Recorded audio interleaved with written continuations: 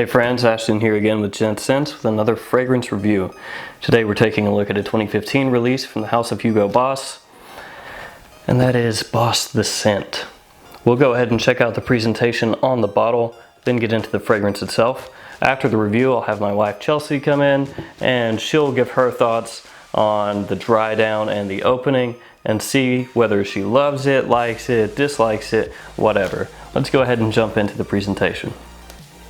Alright guys, let's go ahead and check out the presentation on Hugo Boss the Scent. I bought this as a tester, so I don't have the box. Who cares? Alright, the bottle is actually pretty nice looking. You see here it says Boss Hugo Boss, similar font to on Boss Bottled. And then you just have these kind of lines going down, separating the bottle into different quadrants kind of. That says the scent across the neck of the bottle here. The cap you can pick up from very easily. It's just plastic. It's got a little bit of weight to it. The atomizer is decent. It's kind of slightly above average maybe. On the bottom you have your sticker with your batch code info. It may look different on a non-tester, not 100% sure about that. The bottle itself does look fairly classy. It looks well done. It would look good sitting in a collection or on your dresser, however you store fragrances. The open has a brief sparkle of ginger, but that goes away pretty quickly. It starts to meld with the lavender from the mid and also maninka. And that maninka note gives off kind of a red fruit vibe. It doesn't smell exactly like a red apple or anything like that. It just gives off that kind of red fruit feel. It's inoffensive, maybe a little generic, but it smells nice enough. As those mid notes, the lavender and maninka, start to settle down, which happens pretty quickly, honestly, you get this weird vegetal kind of smell that comes and goes. It's kind of strange. Sometimes it will smell more fruity and other times more vegetal, like damp earth mixed with some sort of green vegetable. It doesn't really smell that great. It smells about like it sounds, and that kind of comes and goes once you hit about the 30-minute mark or so. The dry down on this has a really light sillage, light projection.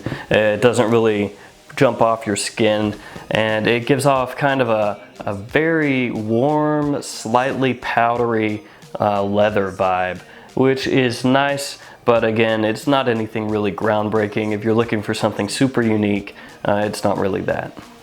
Longevity wise, I get about 5 hours or so, and projection sits pretty soft to my skin after about an hour.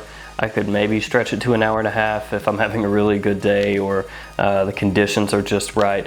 But performance wise, it's not really a monster. It's maybe average to the low end of average. Overall, this isn't as bad as I thought it was going to be when I was reading reviews and things like that before I actually got a hold of it and wore it. The vegetal kind of vibe that comes in, 30 minutes in or so, that's not really nice, that's off-putting, but once that goes away, the dry down smells pleasant enough.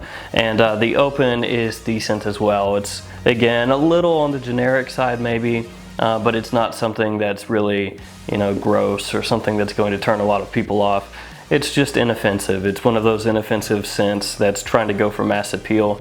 Didn't really hit it out of the ballpark, but they didn't necessarily strike out either. It's just somewhere in the middle. It's one of those scents that, for me, is kind of forgettable.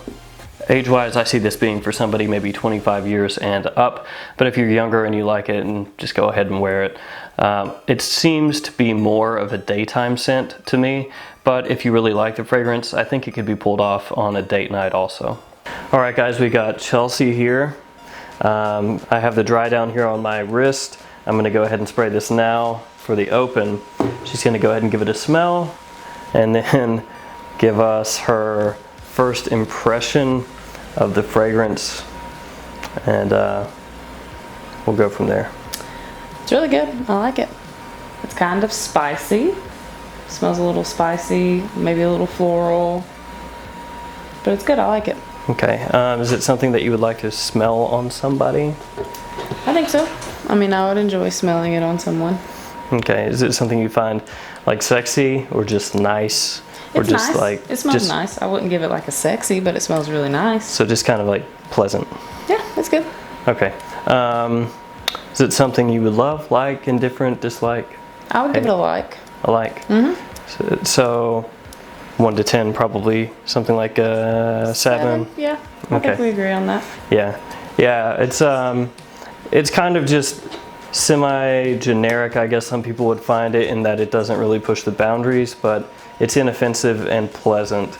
So I could see where a lot of like hardcore fragrance people wouldn't like it because it doesn't really push the boundaries or anything like that. But for your everyday person, it's something that would smell pleasant, like in the office or a get together or something.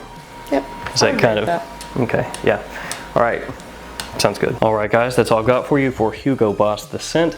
Let me know if you've tried this one. I know it hasn't really been met with a whole lot of enthusiasm by the community. I can see why. It is a little bit, like I said before, on the generic side.